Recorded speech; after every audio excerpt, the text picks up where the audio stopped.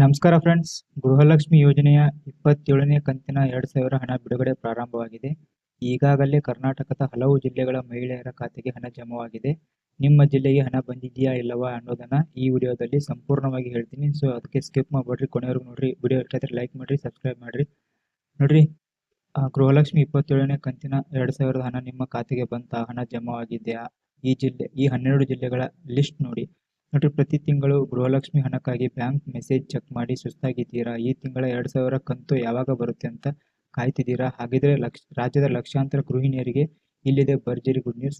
ಮಹಿಳೆಯರ ಆರ್ಥಿಕ ಸ್ಥಿತಿಗತಿಯನ್ನು ಬದಲಾಯಿಸುತ್ತಿರುವ ರಾಜ್ಯ ಸರ್ಕಾರದ ಮಹತ್ವಾಕಾಂಕ್ಷಿ ಗೃಹಲಕ್ಷ್ಮಿ ಯೋಜನೆಯ 27ನೇ ಕಂತಿನ ಹಣ ಬಿಡುಗಡೆ ಪ್ರಕ್ರಿಯೆ ಭರದಿಂದ ಸಾಗಿದ್ದು, ಈಗಾಗಲೇ ಹಲವು ಜಿಲ್ಲೆಗಳ ಅಕ್ಕ ತಂಗಿಯರ ಖಾತೆಗೆ ಹಣ ಜಮಾವಾಗಲು ಶುರುವಾಗಿದೆ. ನೋಡ್ರಿ, ಈಗಾಗಲೇ ಶೇಕಡ 33ರಷ್ಟು ಖಾತೆಗಳಿಗೆ ಹಣ ಜಮಾ. 27ನೇ ಕಂತಿನ ಹಣ ಬಿಡುಗಡೆ ಪ್ರಕ್ರಿಯೆ ಶುರುವಾಗಿ 3 ದಿನಗಳಾಗಿದ್ದು, ಒಟ್ಟು ಫಲಾನುಭವಿಗಳಲ್ಲಿ ಸುಮಾರು 33% ಮಹಿಳೆಯರಿಗೆ ಈಗಾಗಲೇ ಹಣ ಜಮಾ ಆಗಿದೆ. ಉಳಿದ 67% ಫಲಾನುಭವಿಗಳಿಗೆ ಮುಂದಿನ ಹಂತಗಳಲ್ಲಿ ಹಣ ತಲುಪಲಿದೆ. ಕಳೆದ 26ನೇ ಕಂತಿಗೆ ಹೋಲಿಸಿದರೆ ಈ ಬಾರಿ ಹಣ ಪಾವತಿಯ ವೇಗ ಸಾಕಷ್ಟು ಹೆಚ್ಚಾಗಿದೆ.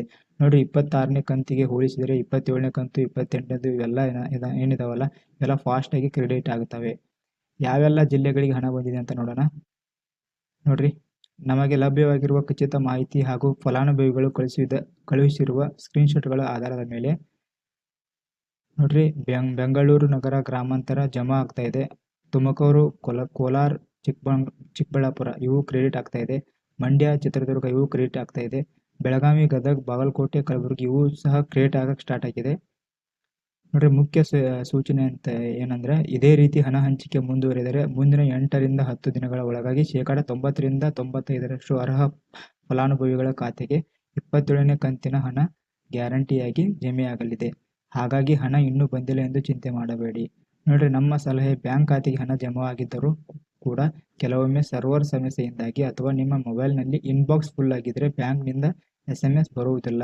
ಅವರು ಕಳಿಸುತ್ತಾರೆ, ಬಟ್ ನಿಮ್ಮ ಮೊಬೈಲ್ಗೆ ಮೆಸೇಜ್ ಬರಲ್ಲ. ಆದ್ದರಿಂದ ಕೇವಲ ಮೆಸೇಜ್ ಬಂದಿಲ್ಲ ಎಂದು ತಕ್ಷಣ ಸೈಬರ್ ಸೆಂಟರ್ಗಳಿಗೆ ಓಡಬೇಡಿ. ನಿಮ್ಮ ಬ್ಯಾಂಕ್ನ ಪಾಸ್ಬುಕ್ ಎಂಟ್ರಿ ಮಾಡಿಸಿ ಅಥವಾ ಹತ್ತಿರದ ATMಗೆ ಹೋಗಿ ಮಿನಿ ಸ್ಟೇಟ್ಮೆಂಟ್ ಚೆಕ್ ಮಾಡ್ಕೊಳ್ರಿ.